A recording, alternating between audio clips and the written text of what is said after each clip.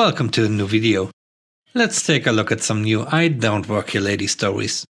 I hope you enjoyed the video. If you do, please don't forget to hit the like button. And now let's start with the first story. The first story is called Great First Meeting. This was something that happened a lot while ago when I first started dating my now fiancé. It came up in conversation the other day as my fiancé's best man was threatening to put it in his speech, much to the embarrassment of my soon-to-be mother-in-law. My fiancé and I met at university, many miles away from his home city. We were in some of the same classes, and romance blossomed. We'd been a couple for a few months when he said that his parents were coming to see him and wanted to meet me as well. The plan was for us to all go out for dinner together the evening they arrived. However, my boyfriend had an unmissable meeting scheduled just before we were meant to be leaving. We decided that I'd go ahead and meet him and my boyfriend would try to hurry up the meeting and go straight from there. I caught the bus into town, however, it was just my luck that it broke down halfway through the journey, meaning that I was about 15 minutes behind schedule. I caught my boyfriend just before his meeting to tell him. He passed on the message to his parents, who replied almost instantly saying that they were already in the restaurant, and gave the location of their table so I could just join them when I got there. This restaurant was fancy. You'd definitely wear smart casual clothing to dine there. Staff were all in a similar dress of white shirt or blouse, pressed trousers and smart shoes. I was wearing the smartest dress I had, that which was a dark red, definitely not uniform. I get there around 10 minutes late and a little bit sweaty and out of breath, and spotted my boyfriend's parents. I had seen pictures of them, so I knew what they looked like. I put on a "don't let 'em know you're nervous" smile and walked over there. And the following conversation started. I said, "Hi there, sorry I'm late, it's lovely to meet you." His mother said, "Someone's already taken our drinks order, we'll be ready to order food when the rest of our party get here." I said, "I'm not your waitress, I'm your son's girlfriend. Sorry for being late." My poor future mother-in-law turned the color of my red dress. She apologized for a good 2 minutes while my future father-in-law had a fit of the giggles. It was not the most convenient way of meeting the in-laws, but it definitely broke the ice. It wasn't brought up when my boyfriend arrived, but I mentioned it afterward and it made him laugh too. Although it didn't have any lasting effect, my mother-in-law definitely doesn't want this announced at our wedding. The next story is called Karen Was Confused. I was shopping at my local smiley face box store.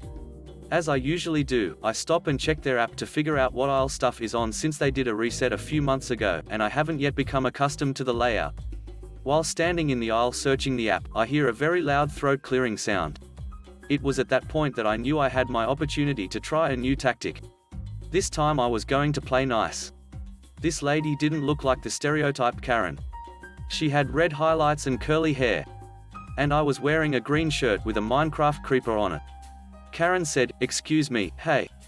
Her hand was on her hip, and her head was tilted in that "I'm about to go off on you" way that Karens get before threatening a manager. I asked, "Yes?" Karen said, "I've been waiting over here for 10 minutes. I cut her off mid-sentence. I felt a bit cheeky. "I'm so sorry you had to wait. Why didn't you get my attention sooner? Since you are here now, can you check the back for this foot spa? The app said you have one in stock, but the slot is empty." Karen was confused.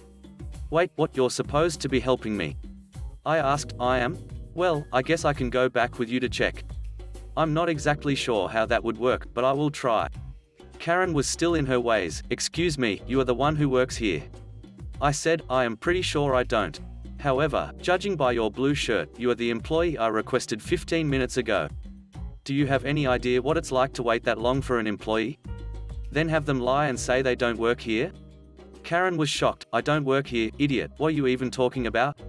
I said, "Well, then why would you come up to a customer who is obviously waiting on somebody and then tell them you had been waiting for their attention for 10 minutes? Karen said, "I didn't." But I countered, "Yes, you did. Now don't lie to me twice. Do we need to get your manager up here?" At this point, she lets out the loudest grunt type of sound and walks out mouthing something under her breath. I continued my shopping and ultimately checked out. It was probably the most fun I've ever had diffusing a situation without the use of profanity, and without an actual employee getting involved. The last story is called Manager Karen. I live in a relatively small college town, with 3 grocery stores, a mall, and a slightly decent downtown. Because I work in one of those grocery stores in a pharmacy, I'm often identified when I'm out and about, and for some reason, I just look like I work there, wherever this mythical there is. This took place a few years ago. I've got long hair, a beard, am a bit on a heavy side, and I normally wear rock shirts and a leather biker jacket when I'm not at work. I wear this like armor, as I'm actually very passive and I don't want to be bothered when I'm out and about. I look tough, but there's nothing tough about my marshmallow soul. I've just finished watching a movie at our local mall, haven't gone myself since I just wanted to get away for a while, and am currently wearing a Doctor Who hoodie and jeans. As I'm exiting the theater, I hear that dreaded voice, the entitled call of the snooty customer. Hey you. I turn around, and see your average soccer mum, with bleach blonde hair and a giant purse, carrying a large collection of trash. She's holding the trash with one hand, her struggling child with the other, and stares at me pointedly. I don't want to believe what's about to happen, but I steel myself. Yes. Throw this away. No please, no asking, just a demand. I glance to a trash can that's only 5 feet from where she's standing. Why? This was the worst thing I could do in front of a Karen, question her. You work at the big box store, you're used to this. Amazing, she knows I don't work there, but she still thinks I'm put on this earth to serve her. I just roll my eyes and turn away, scooting towards the bathroom.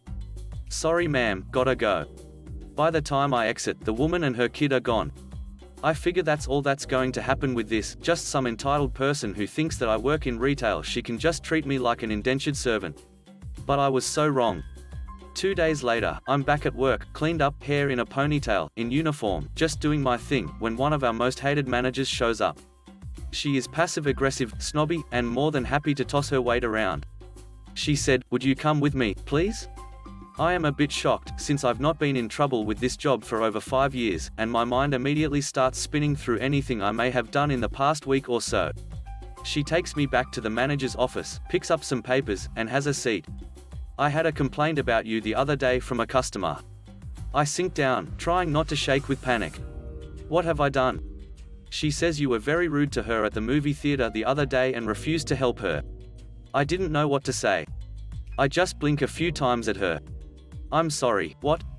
She repeats the accusation. When you work for this company, you represent us, even when you're not on the clock. Now, I'm only going to give you coaching, but I want you to watch what you do in the future. No. She looks back at me in shock. Did I just say no to her? What do you mean, no? I said, no, I'm not taking coaching for something that happened off the clock. I lean forward, folding my hands in my lap and glaring at her. Why are there no other managers here? Why's my direct manager not here? Shouldn't he be here when I'm being coached by someone that's not even over my department? Speaking of which, where's our department manager? Could you show me where in the Code of Conduct handbook it says I can't refuse to clean up after someone when I'm not on the clock? Doesn't it say in the training videos we watch when we start not to work off the clock? She was doing her best impression of a gaping fish by this point, eyes wide and staring back at me. I don't think she was expecting the happy-go-lucky nerd in the pharmacy to take such a hard line and not just roll over to her casual bullying. I stood up and opened the door. If you want to take it up with my manager, please do. But do know that if I hear anything about this, I'll take this all the way to the store manager, your boss, corporate, if I have to. I left, shaking with anger. I'd heard others in the store talk about this manager before and how she'd try to toss her weight around, but I'd never had it happen to me before. I don't know if the original customer was a friend of her and she thought she'd get some revenge, but I never heard anything else on the matter.